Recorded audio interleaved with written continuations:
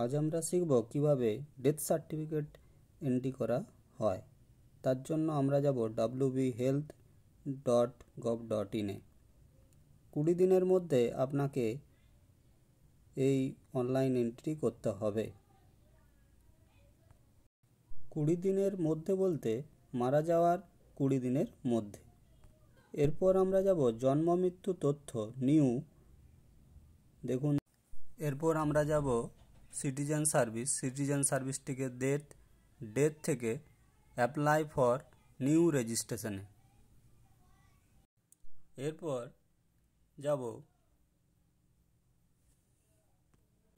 এরপর phone number বসিয়ে gate OTP করব। ওটিপিটি বসিয়ে সাবমিট ওটিপিতে ক্লিক করব। ক্লিক করলে ফর্মটি খুলে যাবে। প্রথমে দিতে হবে আবেদনকারীর নাম।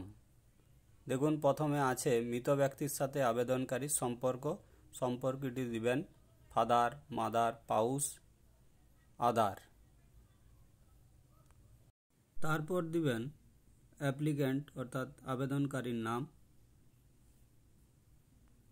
তারপর দিতে হবে আধার কার্ড, এপিক কার্ড বা খাদ্যসাথী কার্ডের মধ্যে যে কোনো একটি। আমার জানা আছে আধার কার্ড, তাই আমি আধার কার্ড নাম্বারটি বসাবো এখানে, তাই আধার কার্ডটি দিলাম।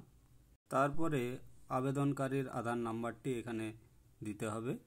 আধার নাম্বারটি এখানে আমি বসালাম।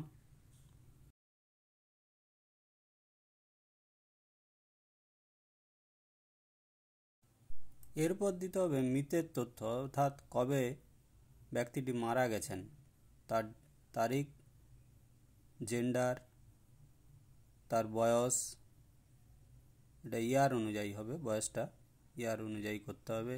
তার প্রথম নাম, মিডিল নাম, লাস্ট নাম এবং তার আইডেন্টি প্রুফ কী আছে আইডেন্টি প্রুফটি দিয়ে এখানে আপলোড ডকুমেন্ট করতে হবে। এখানে আমার আধারটি আছে, তাই আমি আধারটি আপলোড করলাম।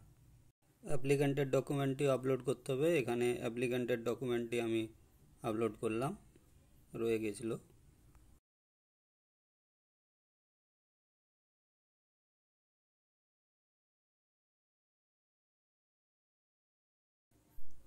মৃত ব্যক্তির আধার আর ডকুমেন্টটি আপলোড হলো, সমস্ত তথ্য দেওয়া হলো। এরপর দিতে হবে প্লেস অফ ডেথ এর বিবরণ, অর্থাৎ তিনি কোথায় মারা গেছেন। সাধারণত বাড়িতে মারা গেলে এখানে এন্ট্রি করা হয়, বাকি হসপিটালে মারা গেলে তারা হসপিটাল থেকে ডেথ সার্টিফিকেট দেওয়া হয়।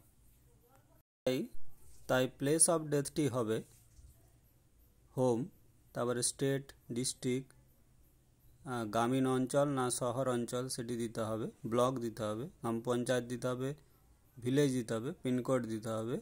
এগুলি দিয়ে প্লেস অফ ডেথের স্থানটি ফিল আপ হবে। এরপর এখানে দিতে হবে মায়ের নাম, মাদার ইনফরমেশন দেওয়া আছে। মায়ের ফার্স্ট নেম, মিডল নেম এবং লাস্ট নেম এখানে দিলেই হবে।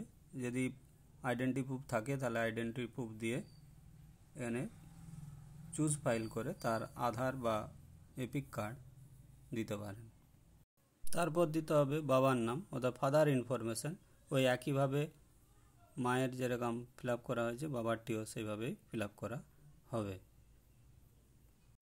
তারপর দিতে হবে পাউস নেম, অর্থাৎ স্বামী যদি মারা যায় তার স্ত্রীর নামটি হবে, এবং যদি স্ত্রী মারা যায় তাহলে তার স্বামীর নামটি এখানে হবে। তারপর দিতে হবে মৃতের স্থায়ী ঠিকানা, এখানে ফিল আপ করবেন স্থায়ী ঠিকানা। তারপর দিতে হবে সংবাদদাতার ঠিকানা।